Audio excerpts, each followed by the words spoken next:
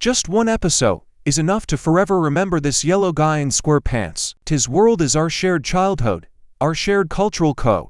But what do we know about the man who created it? How did a marine biologist, artist, and just plain eccentric give the planet the 21st century's greatest optimist? This is the story of Stephen Hillenburg. Let's dive in. Stephen McDaniel Hillenburg was born on August 21, 1961, at Fort Sill Military Base in Lawton, Oklahoma. Kelly N. Hillenburg Jr.'s father served in the U.S. Army, and Nancy DeFreur's mother taught visually impaired teenagers. When the boy was 1 year old, the family moved to Orange, California, where Kelly began a career as a draftsman in the aerospace industry. Stephen's younger brother, Brian, later followed in his father's footsteps. The love of the sea in the future creator of SpongeBob was born thanks to the documentary series, The Odyssey of Jacques Cousteau by the French explorer of the oceans.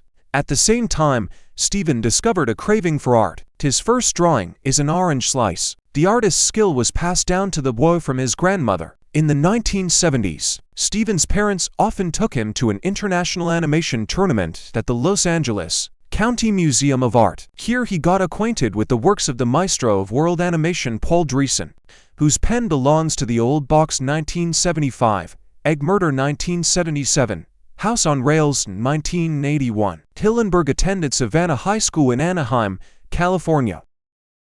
In his youth, at the age of 15, Stephen mastered snorkeling, swimming under the surface of the water with a breathing tube. He repeatedly descended to the bottom of the ocean. Marine research prompted the teenager to study ocean biology. He enrolled as an oceanographer at Humboldt State University, Arcata, California. He received his bachelor's degree in 1984.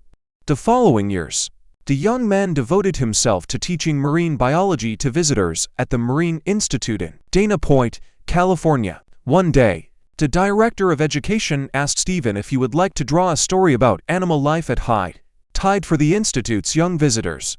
Thus, Hillenburg created the Intertidal Zone, a comic strip about anthropomorphic marine life. The oceanographer attempted to publish the comic strip, but kept receiving rejections from publishers.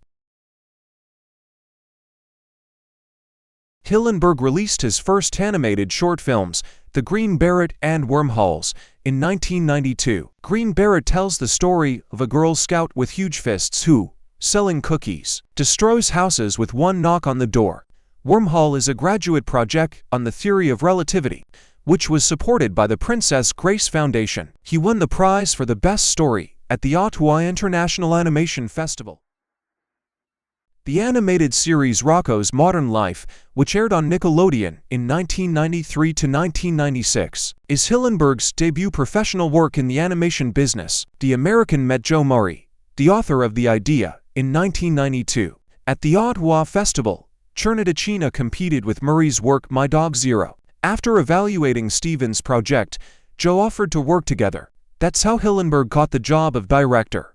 Rocko is an arboreal kangaroo who came from Australia to the USA and is trying to adapt to a new environment. His friends, Heifer the bull, Filbert the turtle, and bullying toads, will only make life more difficult. Some episodes are innocent and quite suitable for showing to children.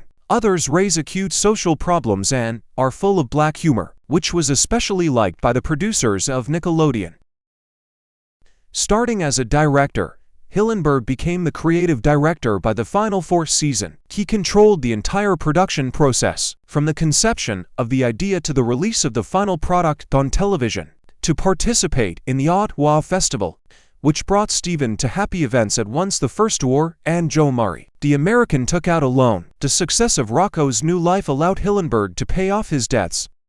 Of course, the key work in Stephen Hillenburg's biography is the SpongeBob SquarePants cartoon. The idea of creating it appeared in 1986 while working at the Orange Marine Institute. While developing the concept of the show, Stephen remembered with what attention the young visitors to the Marine Institute listened to crabs, octopuses, starfish, and sponges.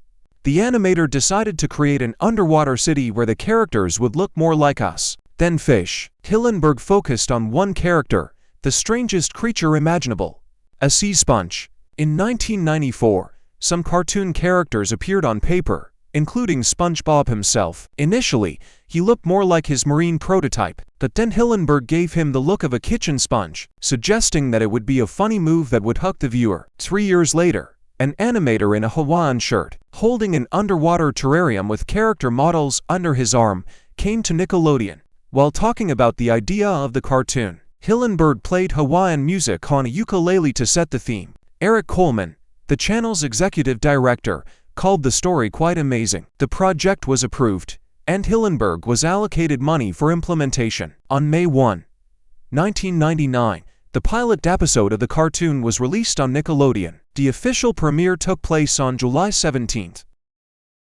In the first month of shows, SpongeBob SquarePants overtook Pokémon and became the most popular Saturday morning children's cartoon.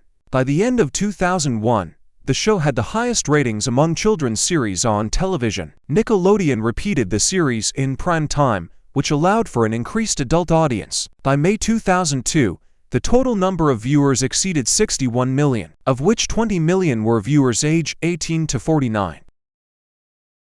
In 2004, Hillenburg released a feature-length cartoon of the same name, in which SpongeBob and his friend Patrick search for the stolen crown of King Neptune. The project raised $120 million.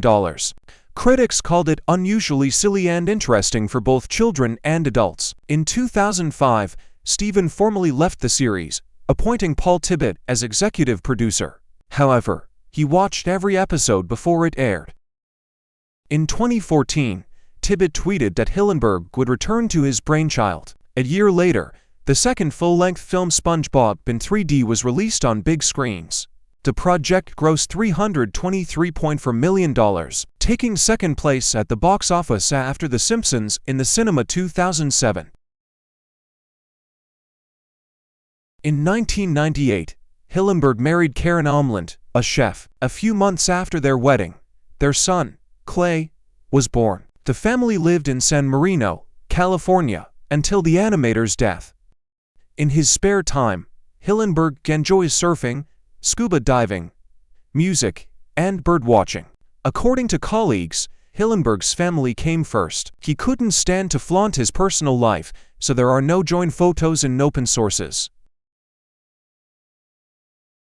In March 2017, Hillenburg told Variety magazine that he had been diagnosed with amyotrophic lateral sclerosis, an incurable disease that causes the death of neurons that control the brain and spinal cord. Steven Hillenburg died on November 26, 2018 at the age of 57 due to complications from amyotrophic lateral sclerosis. The information in the media came after the publication of a farewell post on Instagram. On the Nickelodeon account, the animator did not want an official funeral, so he was cremated. The ashes of Karen Hillenburg and her son Clay were scattered over the Pacific Ocean the day after her death. Give it a like if you love this cartoon. Subscribe to stay up to date with stories about other creators of our childhood. And remember, the best reward for a creator is your smiles all these years later.